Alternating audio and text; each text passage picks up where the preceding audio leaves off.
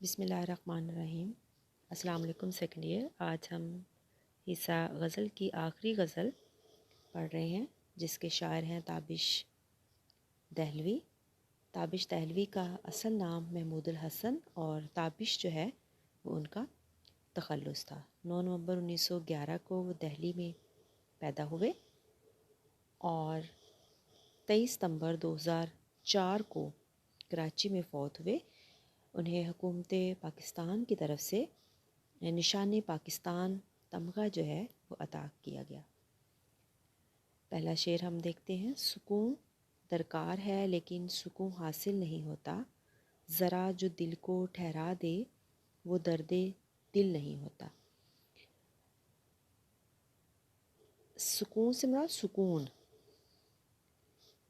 درکار ضرورت، دل کو ٹھہرا دے یعنی دل کو سکون بخشے، درد دل درد مندی۔ انسان چونکہ ہمیشہ سے ازل سے سکون کا متلاشی ہے، لیکن اگر کسی دل میں درد ہے تو وہ دل اس طرح پریشانی اور بے سکونی کا باعث ہوگا، اور اس درد دل کی وجہ سے سکون اور اطمینان نہیں مل سکے گا۔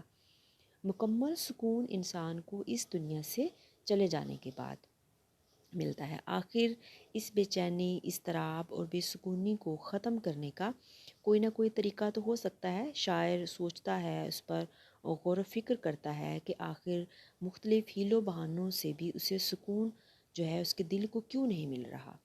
آخر ایک نتیجے پر وہ پہنچتا ہے کہ اس بے چینی کا علاج ایک ہی ہے کہ انسان کے دل میں انسانیت کا درد پیدا ہو جائے۔ یعنی اگر انسان درد مند ہوگا، درد مندی اور دل سوزی کے جذبے سے جو انسان محروم ہو جاتا ہے تو وہ انسان بے چین ہو جاتا ہے۔ اس شعر میں شاعر بھی بے چینی، اضطراب اور عدم سکون کا شکار ہے، اور اس کی وجہ یہ ہے کہ اس کے دل میں حد سے زیادہ انسانیت کا درد ہے۔ یعنی درد دل جو ہے وہ بھی انسان کو مکمل طور پر بے چین رکھتا ہے، اور شاعر کہہ رہا ہے کہ مجھے سکون کی تلاش ہے مگر مجھے سکون میسر نہیں آتا، کیونکہ اس ساری بے قراری اور عدم سکونی کی وجہ میرے دل کی درد مندی ہے۔ اگلا شعر دیکھیں۔ کبھی ہر جلوہ صد رنگ حاصل تھا نگاہوں کو، اب اشک خون بھی چشم شوق کو حاصل نہیں ہوتا۔ جلوہ صد رنگ طرح طرح کے نظارے، اشک خون خون کے آنسو، چشم شوق یعنی نظارے کی تمنا کرنے والی آنکھ یا محبت بھری آنکھ۔ ایک زمانہ تھا کہ چونکہ آنکھ نظارے کو دیکھتی ہے، آنکھ کو ہمیشہ خوبصورتی اور حسن اور اس طرح کے جو جلوے ہیں وہ پسند کرتی ہے۔ خوبصورتی کو آنکھ پسند کرتی ہے، اور وہ جو خوبصورتی ہے وہ محبوب کی بھی ہو سکتی ہے، قدرتی مناظر کی ہو سکتی ہے، کوئی بھی پسندیدہ شے جو شاعر کے دل کو لبھائے اس کی بھی ہو سکتی ہے۔ اور اردو شاعری میں چونکہ یہ ایک عام مضمون ہے کہ عاشق جو ہے یا شاعر جو ہے وہ محبوب کی بے اعتنائی، بے وفائی، بے رخی کا جو رونا ہے وہ مسلسل روتا رہے گا۔ اب شاعر کہہ رہے کہ جو لوگ ہیں ان لوگوں میں کچھ لوگوں میں شدید محرومی جو ہے وہ محسوس ہونا شروع ہو جاتی ہے۔ کس وجہ سے؟ کہ وہ اچھے وقتوں کی یاد میں خون کے آنسو بہانے لگ جاتے ہیں، اور ایک وقت آتا ہے کہ وہ آنسو بھی ختم ہو جاتے ہیں۔ اس طرح کی صورتحال میں کیا ہوتا ہے کہ انسان اپنے پرانے اور اچھے دنوں کو یاد کرتا رہتا ہے اور یہ اعتراف کرتا ہے کہ ایک اچھا وقت تھا۔ اچھا وقت کون سا؟ یعنی جس میں عاشق کو اپنے محبوب کا وصل میسر تھا، اس کی قربت میسر تھی، اپنے محبوب کی توجہ اور محبت میسر تھی، اور وہ وقت اس کے لیے سب سے بڑا قیمتی ہے۔ اور اب چونکہ حالت اس کے بالکل برعکس ہے تو شاعر کہہ رہا ہے کہ رو رو کر میرے آنسو ختم ہو چکے ہیں، اور محبوب کی یاد میں خون جو ہے وہ رونے کی کوشش کروں تو یہ بھی میں نہیں کر سکتا۔ میر نے اس طرح کی ایک تصویر کھینچی ہے کہ اشک آنکھوں میں کب نہیں آتا، لہو آتا ہے جب نہیں آتا۔ ہر ایک کار تمنا پر یہ مجبوری، یہ مختاری، مجھے آساں نہیں ہوتا، تجھے مشکل نہیں ہوتا۔ شاعر کہہ رہا ہے کہ اس میں کوئی لفظ بھی ایسا مشکل نہیں ہے۔ دوسرے مصرے میں آساں اور مشکل دونوں لفظ ایک دوسرے کے متضاد ہیں، سند تضاد کا استعمال کیا گیا ہے۔ شاعر کہہ رہا ہے کہ کچھ لوگ ایسے ہوتے ہیں جن کی آرزوئیں، خواہشیں، تمنائیں فوری پوری ہو جاتی ہیں۔ وہ جس چیز کی بھی خواہش کریں اسی وقت انہیں وہ ان کی خواہش پوری ہو جاتی ہے، اور ناممکن کا جو لفظ ہوتا ہے وہ ان کی زندگی میں نہیں ہوتا۔ لیکن اس کے برعکس کچھ لوگ ایسے ہوتے ہیں جنہیں اپنی ایک ایک خواہش کے لیے بہت زیادہ کوشش، تگ و دو، محنت کرنا پڑتی ہے۔ اور شاعر کہہ رہا ہے کہ ہماری ہر آرزو، ہر خواہش، ہر تمنا ناکام ہو چکی ہے، اور ہم کیسی زندگی بسر کر رہے ہیں؟ مجبوری کی ایک زندگی بسر کر رہے ہیں۔ اس کے برعکس جو محبوب ہے وہ اپنی مرضی کا مالک ہے، وہ خود مختار ہے۔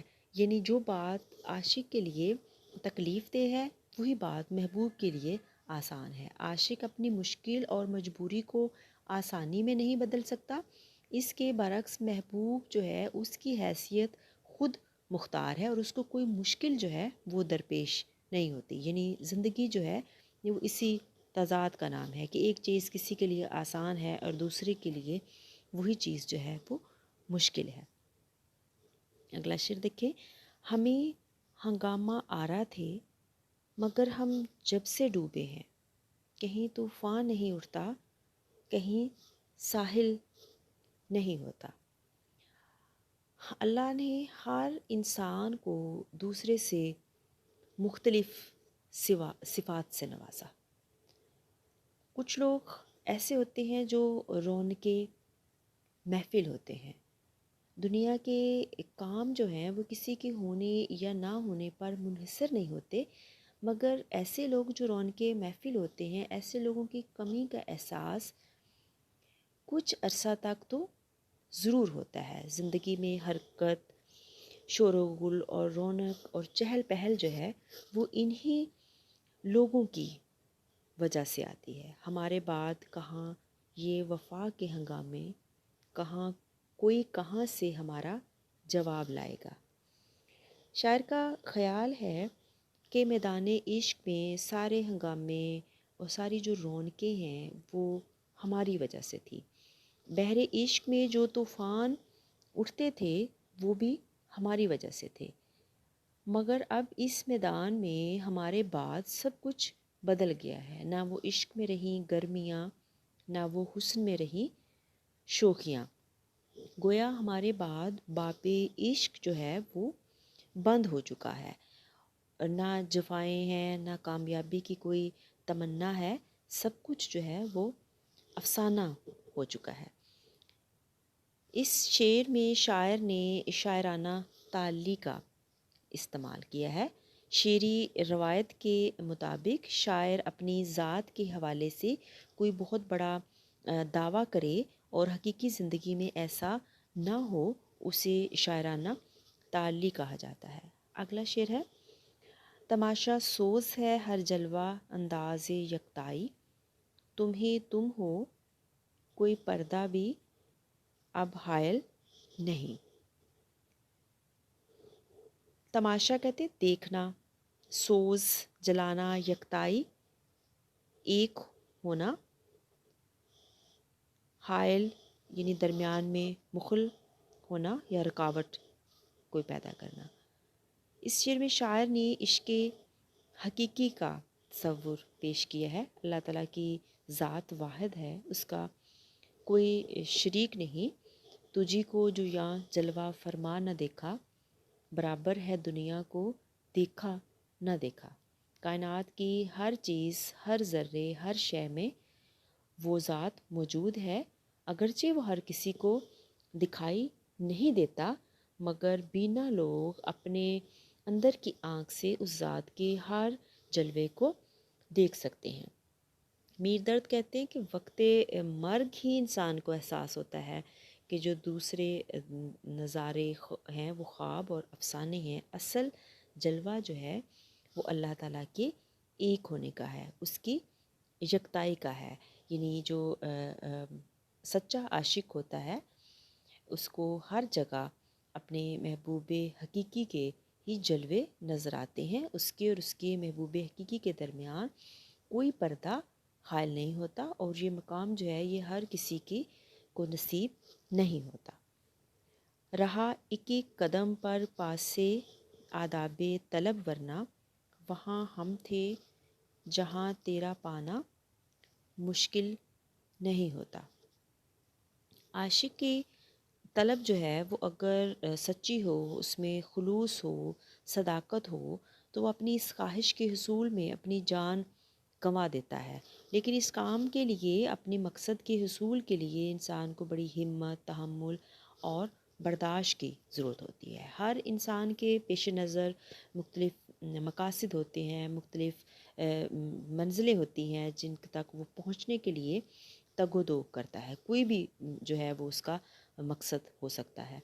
ایسی چیز کو شاعر نے آداب طلب کہا، یعنی آداب طلب کچھ ضوابط ہوتے ہیں، کچھ اصول کار فرما ہوتے ہیں جن کا خیال رکھنا جو ہے وہ بہت ضروری ہوتا ہے۔ یعنی محبوب تک رسائی حاصل کرنا کوئی مشکل کام نہیں تھا۔ شاعر کہہ رہے ہیں کہ کچھ عشق کے آداب اور تقاضے تھے جنہیں نظر انداز کر کے جو ہے وہ آگے بڑھنا بہت مشکل تھا۔ شاعر کا دعویٰ ہے کہ ہم محبوب کے وصال کی منزل تک آ پہنچے تھے، لیکن ہر قدم پر ہمیں اپنے جو ہے وہ آداب کا خیال تھا، اور اسی وجہ سے ہم اپنی خواہش کو ہم دبا بیٹھے اور ہم اپنی خواہش کا اظہار نہ کر سکے۔ یعنی عشق کے مراحل میں جو آداب ہوتے ہیں وہ سب سے زیادہ ضروری ہوتے ہیں۔ اگلا شعر دیکھیں۔ ازل سے اپنا مقصود طلب ہے کون اے تابش، کہ پائے جستجو شرمندہ منزل نہیں ہوتا۔ ہمیشہ سے انسان کی خواہش رہی ہے، انسان کی طلب رہی ہے کہ کوئی ایسی ذات ہو کسے پانے کے لیے انسان جستجو کرتا رہے، لیکن یہ جو ایسی منزل ہے جو آسانی سے کوئی بھی اس کو سر نہیں کر سکتا، اور اس مقصد کے حصول کے لیے انتہائی تگ و دو جو ہے وہ انسان کو کرنا پڑتی ہے۔ اب وہ کون سی ذات ہے جس کے لیے انسان مسلسل کوشش کرتا رہتا ہے؟ تو شاعر کرے کہ تابش وہ ذات جو ہے وہ یقیناً اللہ وحدہ لا شریک کی ذات پاک ہے۔ منزل پر پہنچ جانا یقیناً خوشی اور مسرت کا باعث ہے، لیکن اس کا یہ نقصان ایک یہ بھی ہوتا ہے کہ انسان جو ہے وہ پاؤں توڑ کر بیٹھ جاتا ہے۔ یعنی جب تک انسان اپنی خواہشات کو پورا نہیں کر لیتا تب تک وہ کوشش کرتا رہتا ہے، جب تک وہ اپنی منزل پر نہیں پہنچ جاتا، اس کا مقصد پورا نہیں ہو جاتا، تو تب تک وہ جستجو کرتا رہتا ہے، اور جیسے ہی اس کا مقصد پورا ہو جاتا ہے تو وہ جستجو سے کنارہ کش ہو جاتا ہے، ہاتھ پاؤں توڑ کر بیٹھ جاتا ہے۔ یعنی خواہشات کی جو عدم تکمیل ہے وہ انسان کو مسلسل حرکت اور تگ و دو پر آمادہ کرتی رہتی ہے، اور جیسے ہی انسان کی خواہشات کی تکمیل ہو جاتی ہے تو انسان سب کچھ جو ہے سمجھ لیتا ہے اس نے سب کچھ حاصل کر لیا ہے، اور ہاتھ پر ہاتھ دھر کر وہ بیٹھ جاتا ہے۔